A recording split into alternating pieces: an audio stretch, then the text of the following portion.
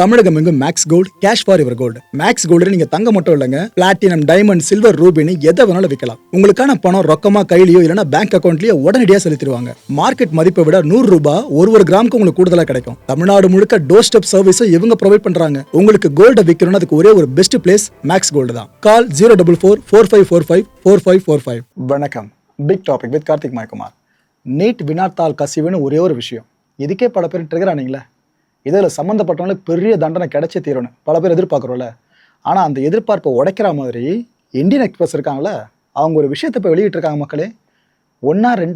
40க்கும் மேற்பட்ட முக்கியமான வினாத்தாள் கசிவு விஷயங்களில் எத்தனை பேர் இதில் தண்டனை கிடைச்சிருக்கு, எத்தனை பேர் போஸ்டிங்கில் தூக்கப்பட்ட மாதிரி இன்னும் இருக்காங்க. இதை பற்றி டேட்டா வெளியிட்டிருக்காங்க பாருங்க. ஒட்டுமொத்த இந்தியாவும் அதிர்ந்தே போயிருக்கு. இதை பற்றி தான் முழுக்க பார்க்க போகிற நிகழ்ச்சியில் போகலாம்.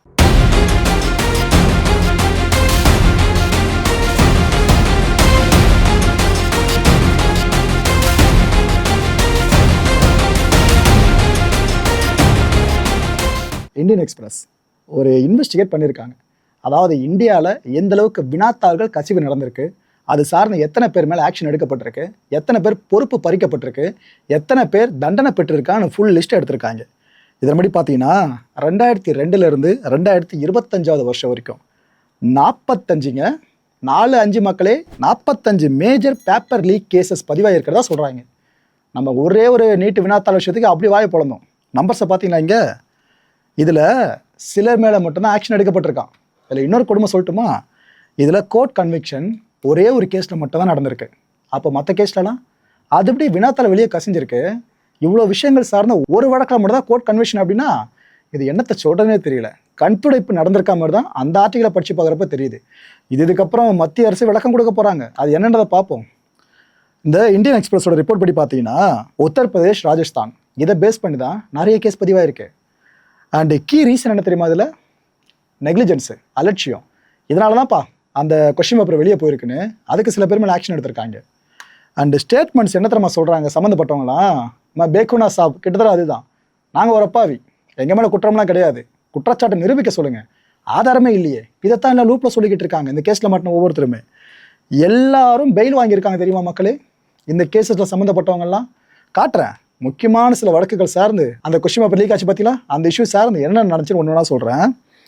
2024 இந்த யூஜிசி நெட் இருக்குல்ல, அதாவது university grants commission national eligibility test, இதில் சுபோத் குமார் சிங் இவர் இந்த என்டிஏவோட இந்த நேஷனல் டெஸ்டிங் ஏஜென்சி இருக்குல்ல அதோட டிஜிங்க, இவரை ரிமூவ் பண்ணிட்டாங்க. அந்த இஷ்யூ நடக்கும்போது ரிமூவ் பண்ணிட்டாங்க. இதுக்கப்புறம் காத்திருப்போர் பட்டியல் இருக்குல்ல, அதில் 4 மாதம் இவரோட பேர் உள்ளே இருந்துச்சு. இதுக்கப்புறம் அவர் அப்படியே ஒதுக்கிலாம் வைக்கல, அடிஷ்னல் செக்ரட்டரியா மினிஸ்ட்ரி ஆஃப் ஸ்டீல் இருக்குல்ல, இதில் அப்பாயின்ட் பண்ணி வச்சுருந்தாங்க. இது ஒன்றா. அடுத்து 2024 யூபிபிஎஸ்சி, அதாவது உத்தரப்பிரதேஷ் பப்ளிக் சர்வீஸ் கமிஷன். இப்போ நம்மளுக்கு எப்படி டிஎன்பிஎஸ்சி இருக்குது, அதுமாதிரி உத்தரப்பிரதேஷ்க்கு இது அஜய்குமார் திவாரி. இந்த யூபிபிஎஸ்சியில் கண்ட்ரோலர் ஆஃப் எக்ஸாமினேஷன் சார்ந்த போஸ்டிங்கில் இருந்தவர். அந்த டைமில் இதே போல் இந்த கொஸ்டின் பேப்பர் லீக்ன்ற விஷயம் நடக்குதா, இவரையும் பொறுப்புலேருந்து தூக்கிட்டு போலீஸ் சார்ஜ் ஷீட்டை ஃபைல் பண்ணுறாங்க. 2024 வருஷம் 16 பேருக்கு எதிராக அந்த சார்ஜ் ஷீட் அமைஞ்சுது. இதில் அரெஸ்ட் பண்ணது பார்த்தீங்கன்னா 12 பேர் அரெஸ்ட் பண்ணாங்க. இடி வேறு அந்த கேஸுக்குள்ளே வந்தாங்க, அவங்க என்ட்ரி வேறு இருந்துச்சு. இந்த குற்றம் சாட்டப்பட்ட எல்லாரும் சொன்னால் பார்த்தீங்களா, அவங்க எல்லாருக்குமே பெயில் கிடைச்சது மக்களே. அலகாபாத் ஹைகோர்ட் இருக்குல்ல, அவங்க தான் பெயிலை கிராண்ட் பண்ணுது இந்த கேஸில். ஆனால் இன்னும் இந்த கேஸ் பெண்டிங்கில் தான் இருக்குது. இதை தொடர்ந்து ஏன்னா நம்ம முன்னோக்கி போயிட்டுருக்கோம், அதாவது ஒரு வருஷத்துக்கு முன்னாடி என்ன நினச்சின்னு பார்த்துட்ருக்கோம். இப்போ 2024 எடுத்து பார்த்தீங்கன்னாக்கா யூபி போலீஸ் கான்ஸ்டபிள் சார்ந்து எக்ஸாம் அப்போ கண்டக்ட் பண்ணப்பட்டிருந்துச்சு. ரேணுகா மிஸ்ரா இவங்க 1990 பேட்ச் ஐபிஎஸ் ஆஃபீஸருங்க அண்ட் டிஜிபி ரேங்க் ஆஃபீஸர். இவங்க UP police recruitment and promotion board சேர்பர்சனாக இவங்க அப்போ செயலாற்றிக்கிட்டு இருந்தாங்க. அந்த டைமில் இது போல் கொஸ்டின் பேப்பர் லீக்ன்ற விஷயம் நடக்குதா, இவங்களே ரிமூவ் பண்ணியாச்சு. இதுக்கப்புறம் காத்திருப்போர் பட்டியலுக்கு இவங்கள மாற்றிட்டாங்க. ப்ரெசென்ட்டாக அவங்க எங்கே திரும்ப ஒர்க் பண்ணிட்டு இருக்காங்க. அதான் இங்கே ஹைலைட்டு, யூபியோட டிஜிபி ஆஃபீஸ் இருக்குல்ல, அங்கே சர்வ் பண்ணிட்டு இருக்காங்க. ரைட்டு. 2023 பீகார் போலீஸ் கான்ஸ்டபிள் சார்ந்து அப்போ நடந்திருக்க ஒரு விஷயம். அந்த தேர்வை முன்னிட்டு சஞ்சீவ் குமார் சிங்கால் ரிட்டையர்ட் டிஜி, இந்த போலீஸ் இருக்காங்களே, அவங்களே துறை சார்ந்த ஆக்ஷன் எடுக்கணும்னு தலைமையிலிருந்து ரெக்கமெண்ட் பண்ணப்பட்ட ஒரு விஷயம். எதுக்காக? அலட்சியம். இன்னும் இவர் மேலே ஆக்ஷன் எடுக்கல மக்களே, அதான் இங்கே highlight. 2022 Rajasthan public service commission, இது ஆர்பிஎஸ்சி அப்படின்னு சொல்லுவாங்க. இந்த தேர்வு சார்ந்து சொல்லணும்னா இந்த ஆர்பிஎஸ்சியோட மெம்பராக இருந்தவர் பபுலால் கத்தாரா. ஆக்சுவலாக இந்த தேர்வு எதுக்காகனாக்கா, இந்த சீனியர் டீச்சர்ஸ் இருக்காங்களே இவங்க சார்ந்த ரெக்ரூட்மெண்ட்டுக்காக தான் இந்த தேர்வு நடந்துருந்துச்சு. இந்த தேர்வு சார்ந்த முறைகேடு நடந்ததை புகார் இருந்துச்சா 2024 அரெஸ்டே பண்ணிட்டாங்க. அதுக்கப்புறம் சஸ்பென்ஷன் நடந்துச்சு கூடிய. இடி வேற கேஸை ஃபைல் பண்ணாங்க. மணி லாண்டரிங் இருக்குல்ல, அது சார்ந்த சீரியஸான அஃபென்ஸ் ஆகும். இந்த மணி லாண்டரிங் குற்றச்சாட்டு அப்போ முன்வைக்கப்பட்டிருந்துச்சு. ஆனால் இப்போ இவர் ஜுடிஷியல் கஸ்டடியில் இருக்காப்புல. இன்னும் இந்த வழக்கு போய்கிட்டு தான் இருக்குது. எப்போ தான் இந்த வழக்குகள்லாம் முடியணுன்னே தெரியல. அதுக்குள்ளே 10 கொஸ்டின் பேப்பர் லீக் ஆகிடும் போல இருக்குது. அடுத்து 2021 இந்த ரீட் எக்ஸாம்னு சொல்லுவாங்க, REET, அதாவது ராஜஸ்தான் எலிஜிபிலிட்டி எக்ஸாமினேஷன் ஃபார் டீச்சர்ஸ்க்காக ஆசிரியர்களுக்காக நடத்தப்படுற ஒரு தேர்வு. இதில் level 2ங்க. அந்த டைமில் Rajasthan board of secondary education இருக்குல்ல, இதோட சேர்பர்சனாக இருந்த DP ஜரோலி இந்த நபர் சஸ்பெண்ட் பண்ணப்பட்டிருந்தாங்க. அண்டு அரவிந்த் குமார் செங்வா அப்படின்ற இந்த ஆர்பிஎஸ்சியோட செக்ரட்டரி, அந்த நபரையும் சேர்த்து சஸ்பெண்ட் பண்ணியிருந்தாங்க. இந்த ஜரோலி சொன்ன பார்த்தீங்களா, ராஜஸ்தான் போர்ட் ஆஃப் செகண்டரி எஜுகேஷனோட சேர்மன், இவங்களை பொறுப்பை விட்டு தூக்கியாச்சு. இவங்க கூட பார்த்தீங்கன்னா அரவிந்த் குமார் செங்வா, இந்த ஆர்பிஎஸ்சியோட செக்ரட்டரியாக இருந்தவர், அவரை சஸ்பெண்டே பண்ணியாச்சு. 2022 இந்த அரவிந்த் ரீபோஸ்ட் பண்ணப்பட்டார். வேலையிலன்னு தூக்கி ஒதுக்கி வைக்கல, ரீபோஸ்ட்டு.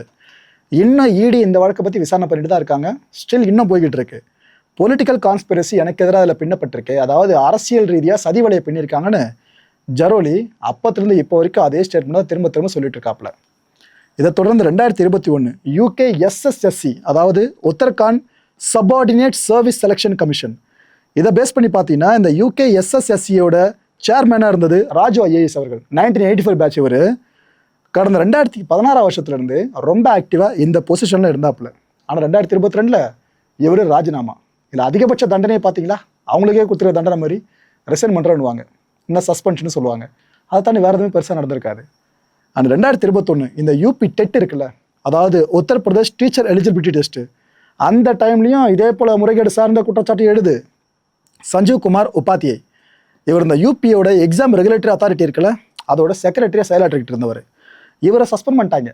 அப்புறம் அரெஸ்ட்டும் நடந்துச்சு, இந்த விஷயமும் நடந்துச்சு.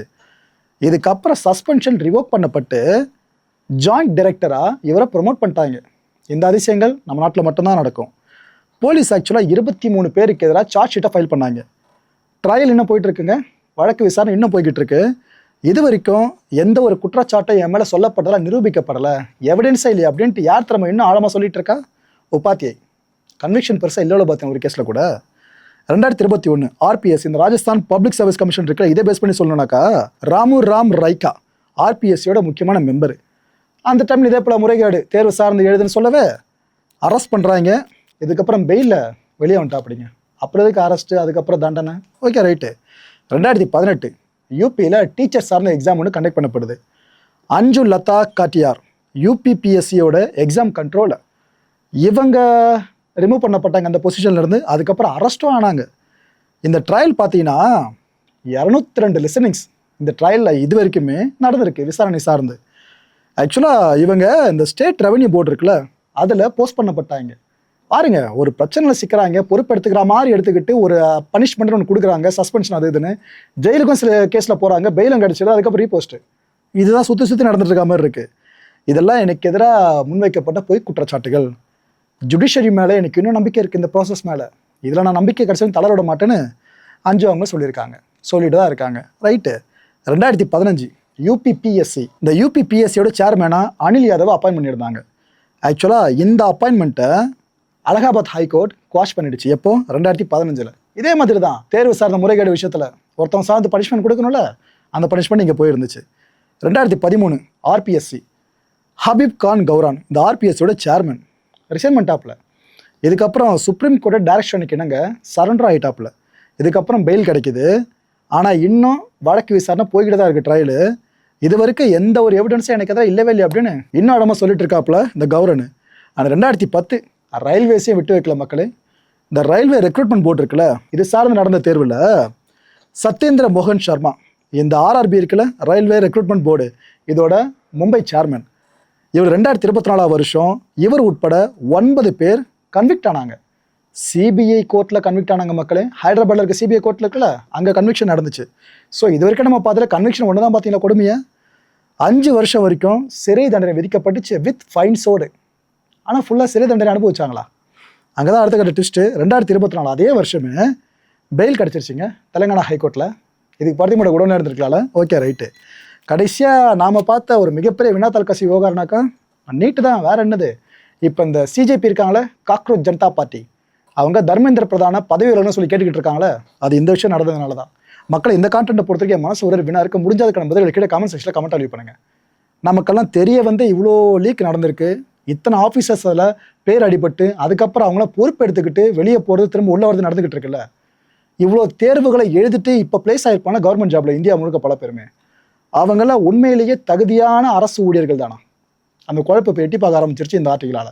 அடுத்த நிகழ்ச்சி சந்திக்கலாம். நன்றி, வணக்கம். தமிழகம் எங்கும் max gold, cash for your gold. Max gold நீங்க தங்க மட்டும் இல்லைங்க, பிளாட்டினம், டைமண்ட், சில்வர், ரூபினி எதை வேணாலும் விற்கலாம். உங்களுக்கான பணம் ரொக்கமா கையிலயோ இல்லைன்னா பேங்க் அக்கௌண்ட்லயோ உடனடியாக செலுத்திடுவாங்க. மார்க்கெட் மதிப்பை விட 100 ரூபாய் ஒரு கிராமுக்கு உங்களுக்கு கூடுதலா கிடைக்கும். தமிழ்நாடு முழுக்க டோர் ஸ்டெப் சர்வீஸ் இவங்க ப்ரொவைட் பண்றாங்க. உங்களுக்கு கோல்ட விற்கணும்னு அதுக்கு ஒரே ஒரு பெஸ்ட் பிளேஸ் மேக்ஸ் கோல்டு தான். கால் 04445454545. என் நண்பர் மாயம் ஸ்டுடியோஸ் நேயர்களே, மாயம் பக்தின்னு ஆன்மீகத்துக்காக பிரத்யேகமா ஒரு சேனலை கொண்டு வந்திருக்கோம்.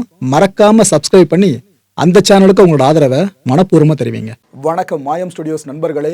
மாயம் ட்ரெண்ட்ஸ் அப்படின்ற ஒரு புதிய ஃபேஸ்புக் பேஜை ஓப்பன் பண்ணியிருக்கோம். நீங்கள் யூடியூப்ல பார்த்துட்டு இருக்கீங்களா நம்மளோட கான்டென்ட்ஸ்லாம், இதெல்லாம் விட ஒரு படி மேலே ரொம்ப கிறிஸ்பாகவும் ரொம்ப சூப்பராகவும் நிறைய கான்டென்ட்ஸ் உங்களுக்கு இந்த பேஜில் காத்துட்டு இருக்குங்க. ஸோ உடனடியாக ஃபேஸ்புக் பிளாட்ஃபார்ம் போங்க, மாயம் ட்ரெண்ட்ஸ்னு டைப் பண்ணி சர்ச் பண்ணி நம்ம பேஜை ஃபாலோ பண்ணுங்க. அப்படியே நம்ம சேனலையும் நீங்கள் சப்ஸ்கிரைப் பண்ணிட்டீங்க அப்படின்னா இன்னும் நிறைய புது புது கான்டென்ட்ஸை உங்களுக்காக ப்ரொடியூஸ் பண்ணி கொடுத்துக்கிட்டே இருப்பாங்க. நீங்கள் பண்ணுற ஒவ்வொரு சப்ஸ்கிரிப்ஷனும் எங்களுக்கு பெரிய மோட்டிவேஷனாக அமையும்.